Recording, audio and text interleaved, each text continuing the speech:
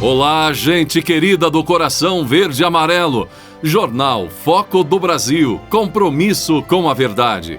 Sou Cleiton Basso, contando mais uma vez com o seu comentário, seu like. Diga de qual lugar abençoado do Brasil ou do mundo você assiste a esta edição do Jornal Foco do Brasil. Participe do chat ao vivo e veja se o sino de notificações está ativado. O Foco do Brasil é um jornal independente em 2 edições diárias, à noite e após o almoço, com o Leonardo Miller. E só é possível por conta da sua audiência e apoio, seja curtindo, compartilhando, se tornando membro do nosso canal. Vocês que tornam o Foco do Brasil uma realidade e queremos seguir todos os dias na sua companhia. Vamos agora às notícias desta edição. O presidente Jair Bolsonaro esteve em São Paulo, onde participou de uma reunião com pastores, presidentes das convenções das afiliadas da Convenção Geral das Assembleias de Deus no Brasil. O presidente esteve acompanhado, inclusive, do ex-ministro de Infraestrutura, o Tarcísio de Freitas, que é candidato ao governo de São Paulo.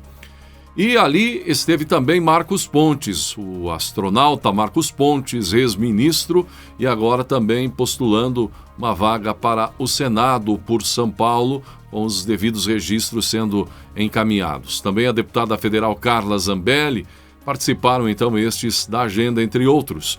Durante a reunião com pastores, Bolsonaro reforçou o discurso conservador, com foco na pauta de costumes. E quem deu uma entrevista à imprensa foi o ex-ministro, falando de sua posição como candidato ao Senado em breve, o ex-ministro Marcos Pontes. Isso começou atrás, lá, nas próprias conversas do meu nome, do Senado. Você deve ter notado que eu não falei nada, eu fiquei quieto, né? Eu deixei, não falei nem com o presidente, com ninguém. Surgiu o meu nome lá, já não quero interferir com vocês, escolha. Eu estava ali fazendo a minha pré-campanha para deputado federal, e falei, olha, eu não vou interferir em nada, se vocês acharem meu nome adequado, eu estou aqui disposto a cumprir a missão. Na linguagem de piloto, eu estou na cabeceira, com o avião preparado para decolar, e foi o que aconteceu. Então, havia outras pessoas, outros nomes ali, né, da Carla Zambelli, do Marco Feliciano, que está com a gente hoje também, e no final eles acharam o meu nome mais adequado, ótimo. Então, com isso a gente juntou aqui as forças, a Carla, o Marco, a igreja também, a Assembleia de Deus. Então isso é muito bom, no sentido que todo mundo está na mesma direção. Se o presidente for reeleito, assumir a cadeira? Eu não sei, isso aí não tem sido discutido ainda. O que tem sido discutido, pelo menos do meu ponto de vista, o que eu vejo é a possibilidade de entrar no Senado, e o que eu estou focando ali dentro é a Comissão de Ciência e Tecnologia. Por quê?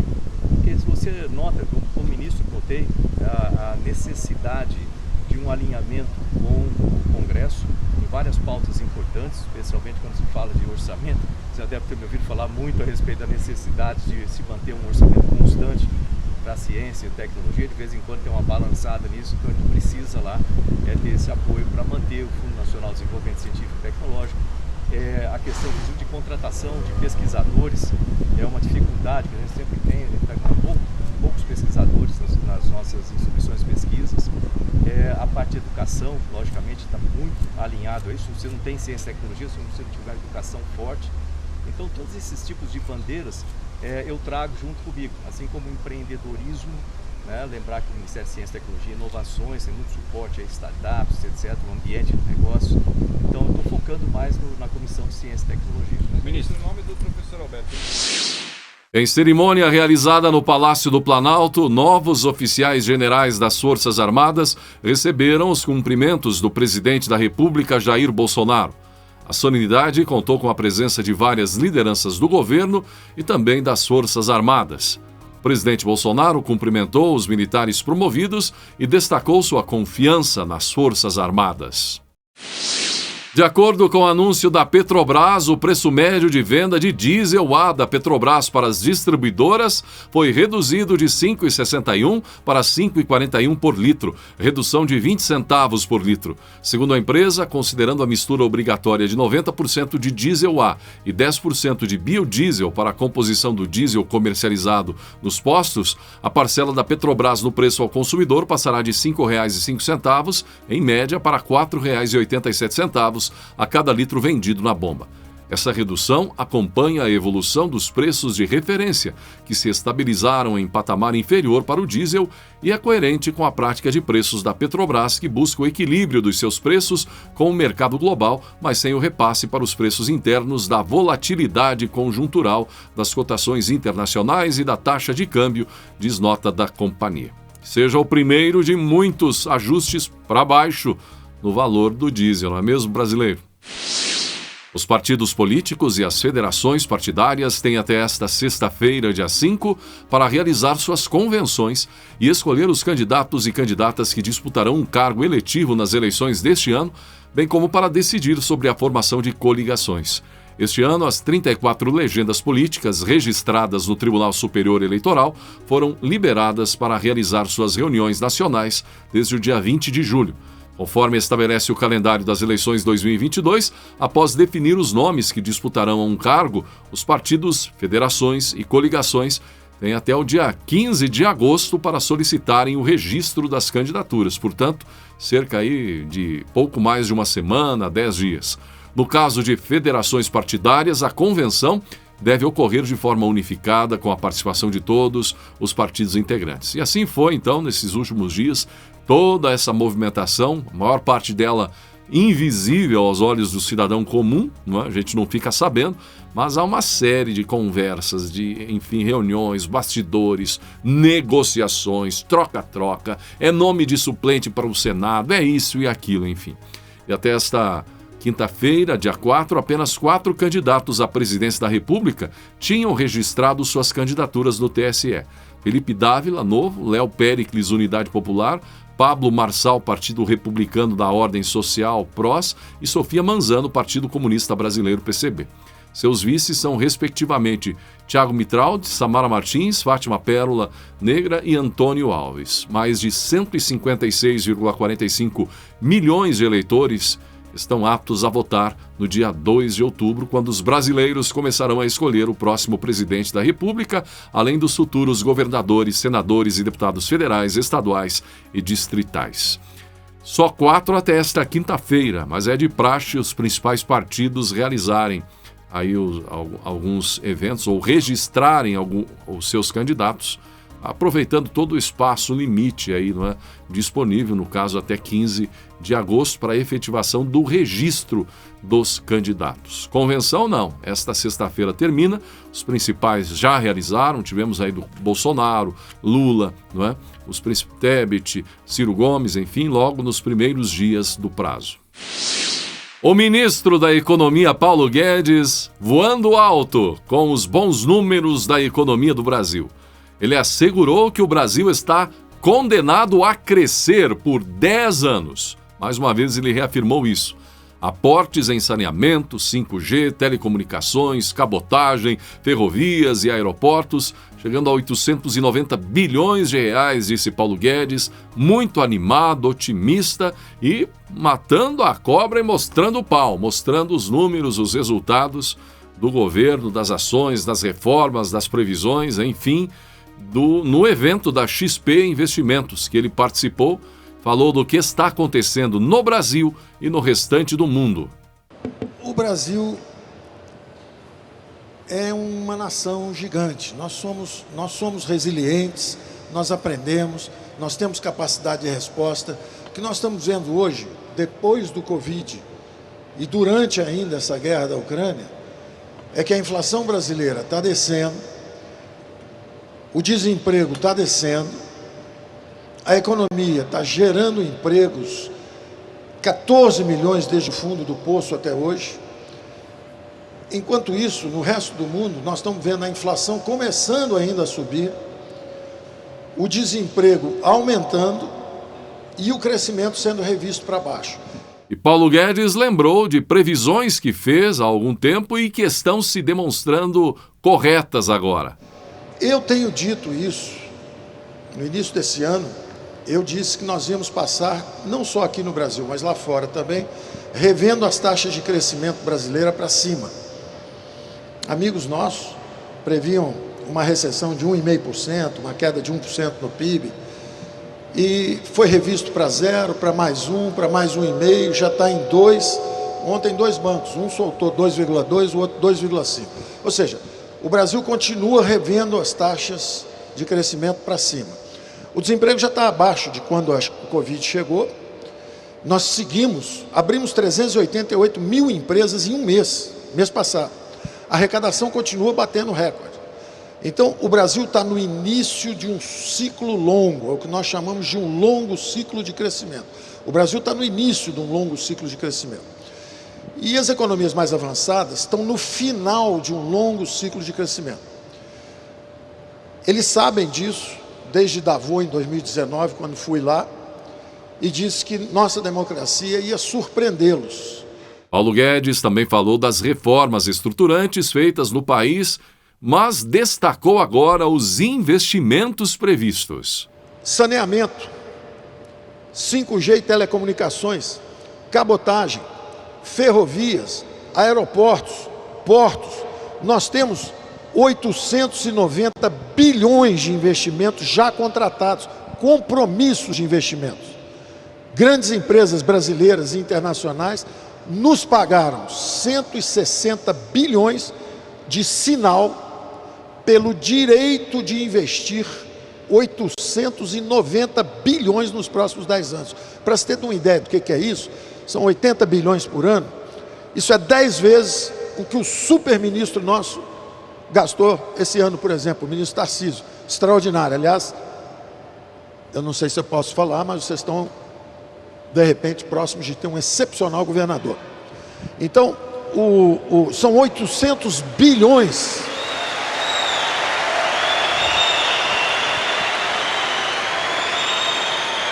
Guedes ainda reafirmou que o Brasil está condenado a crescer. Isso já está contratado. O Brasil está condenado a crescer 10 anos seguidos. Vai crescer de qualquer jeito. Deixa a turma do mais falando.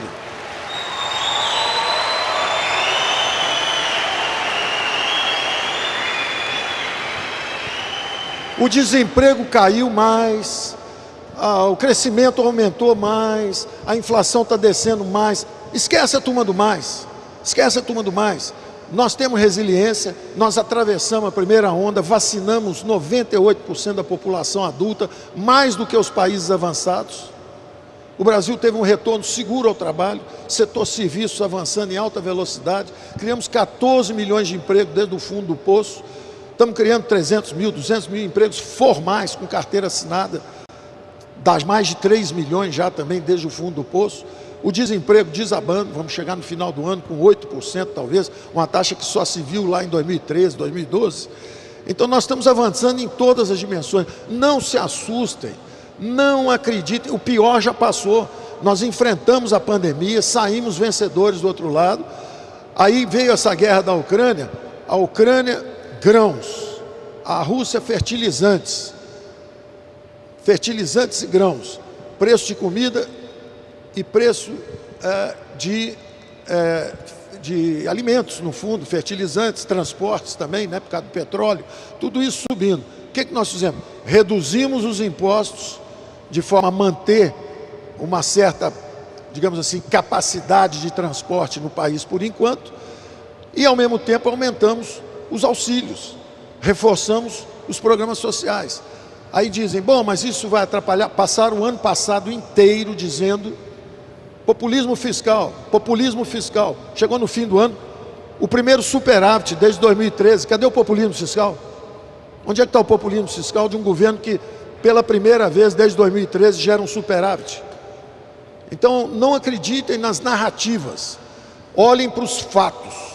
É o barulho da política que está infernal, porque a democracia brasileira é vibrante, é polarizada no momento. Nós vamos superar isso um dia, porque somos todos brasileiros, mas a verdade é o seguinte, não prestem atenção nas narrativas, prestem atenção nos fatos. Crescimento econômico subindo, inflação descendo, desemprego descendo, investimentos aumentando. Esses são os fatos. Então prestem atenção nos fatos e não desanimem. O que está acontecendo?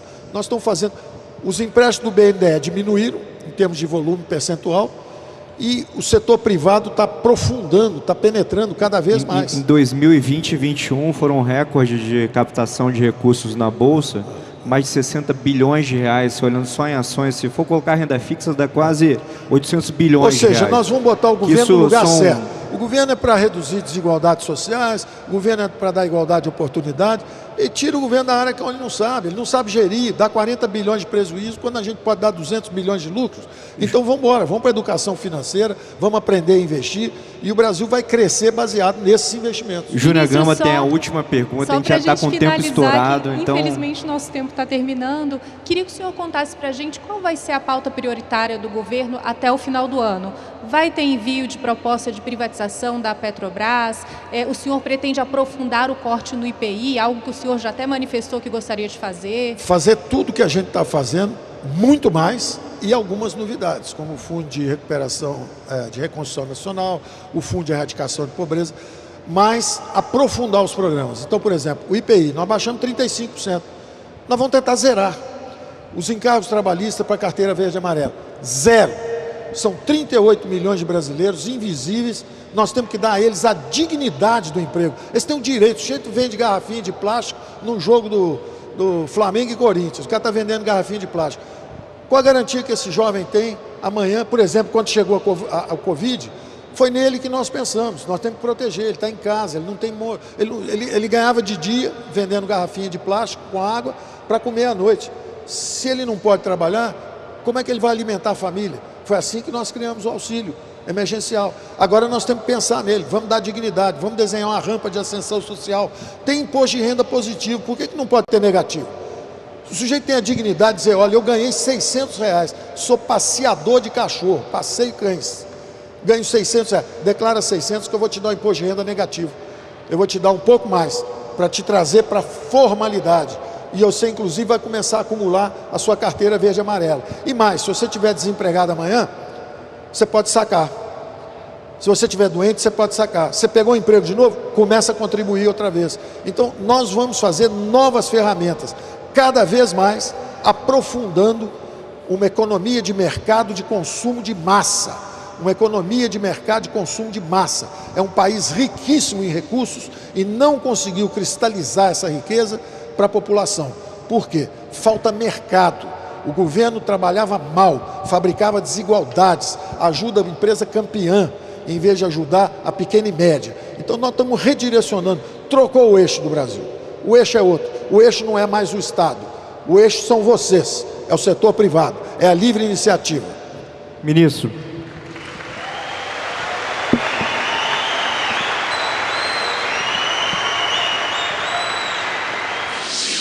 Um arrastão e 7 presos em evento de Lula no Piauí. Deu o que falar nisso, gente. Foi na noite desta quarta-feira, dia 4, o petista Lula cumpriu a agenda de pré-campanha em Teresina, ao lado dos pré-candidatos ao governo do Piauí. Durante o ato político do petista, 7 pessoas foram presas, suspeitas de um arrastão com furtos no local ou nas proximidades. Segundo a Polícia Militar, disse ao G1, 3 homens e 4 mulheres foram presos. Ainda conforme a corporação, os suspeitos agiam em grupo.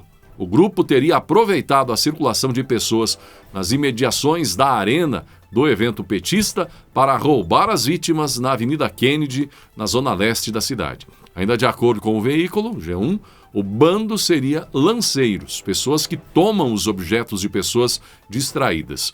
Logo depois da prisão, pelo menos 4 vítimas foram identificadas. O ex-ministro do Supremo Tribunal Federal, Marco Aurélio Mello, avaliou que uma eventual negação de registro de candidatura por parte do Tribunal Superior Eleitoral ao presidente Jair Bolsonaro seria a pior coisa que poderia ocorrer ao país. Segundo o magistrado, impedir o atual chefe do Executivo a concorrer às eleições é equivalente a incendiar o Brasil. Você concorda com o ex-ministro da Corte?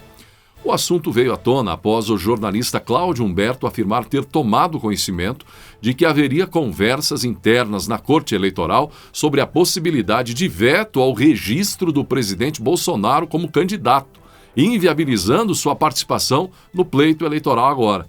Em resposta, Marco Aurélio afirmou que já havia cogitado tal cenário anteriormente. Realista como eu sou, eu pensei nessa situação jurídica há uns meses atrás. Não cheguei a veicular para não ser alarmista, mas seria a pior coisa que poderia ocorrer ao país. Seria praticamente incendiar o Brasil. Eu não vejo motivo para caminhar-se no sentido do indeferimento do pleito de registro do atual presidente da República, registro da candidatura à reeleição, ponderou durante a entrevista à Rádio Bandeirantes. Ele prosseguiu defendendo que os ministros atuem com equidistância. Em direito, o meio justifica o fim, não o fim ao meio. E os ministros devem atuar com absoluta equidistância, apreciando os fatos. Quais são os fatos que levariam a esse indeferimento de registro? Algum fato formal? Algum fato de conteúdo maior? A meu ver, de início não. Eu não tenho conhecimento de algo que possa conduzir a esse ato que seria para mim um ato desastroso. A avaliação seguramente do ex-ministro da Corte, Marco Aurélio, de profundo bom senso. Não há dúvida alguma que o Brasil, é até difícil de imaginar o que poderia ocorrer numa circunstância dessa. Mas é o que se fala nos bastidores, o que se teme nos bastidores. Não é possível que as autoridades maiores, envolvendo TSE, próprio STF, caiam num engodo desse diante de uma reação popular imediata. Toda a razão ao ex-ministro do STF, Marco Aurélio, em suas ponderações. Dados do Ministério do Trabalho e Previdência mostram que até esta semana, pelo menos até a terça-feira, dia 2, 301,5 mil motoristas foram cadastrados para receber o auxílio taxista. 3.119 municípios enviaram informações referentes aos taxistas até esta data, aos taxistas em situação regular. De acordo com a pasta, apenas o envio das informações não garante o pagamento do benefício. Os dados serão analisados pela Dataprev para a identificação dos profissionais aptos a serem beneficiados. Os motoristas cujo cadastro for aprovado receberão as 2 primeiras parcelas de até R$1.000 cada em 16 de agosto. O número de parcelas e o valor poderão ser ajustados aí a depender do número de trabalhadores aprovados e do limite de recursos para o programa, que é de R$2 bilhões. O prazo para os municípios enviarem os dados dos taxistas nesta primeira fase já se encerrou na terça-feira, dia 2. A partir de sexta-feira, dia 5, os municípios poderão voltar a cadastrar os motoristas. Os profissionais cadastrados e aprovados nessa segunda etapa receberão as 2 parcelas no dia 30 de agosto, portanto não perdem nada. Terão direito ao benefício os motoristas de táxi que tenham permissões ou concessões, alvarás com cadastro nas prefeituras ou Distrito Federal e que, entre outras exigências, tenham carteira nacional de habilitação válida. A data limite para envio dos cadastros será 11 de setembro. Olha, gente, alô taxista, a gente sabe que tem, inclusive, recebemos um carinho imenso dos amados, queridos taxistas. Vamos ver aí na prefeitura, olha, o Brasil tem mais de 5 mil municípios, pouco mais de 3 mil enviaram até agora esses dados. Fique atento aí, o dinheiro é sempre bem-vindo, é legal, um momento que é importante ter algum recurso adicional. Vê aí se a prefeitura da sua cidade não vai patentear em enviar o cadastro aí, os que podem receber, evidentemente, taxistas aí da sua cidade. Não podemos perder oportunidades, nem prazos, não é? E assim chegamos ao final de mais uma edição do Jornal Foco do Brasil. Não esqueça da importância de ter você curtindo, compartilhando, se tornando membro do nosso canal. Vocês que tornam o Foco do Brasil uma realidade e queremos seguir todos os dias na sua companhia. São 2 edições diárias, à noite e após o almoço. Agradecimento especial a Maria Genesi Medeiros e Pili Burgo, inscritos membros do nosso canal. Venha também ser parte dessa comunidade verde e amarela. Gratidão pela sua atenção e que Deus abençoe a você e a sua família.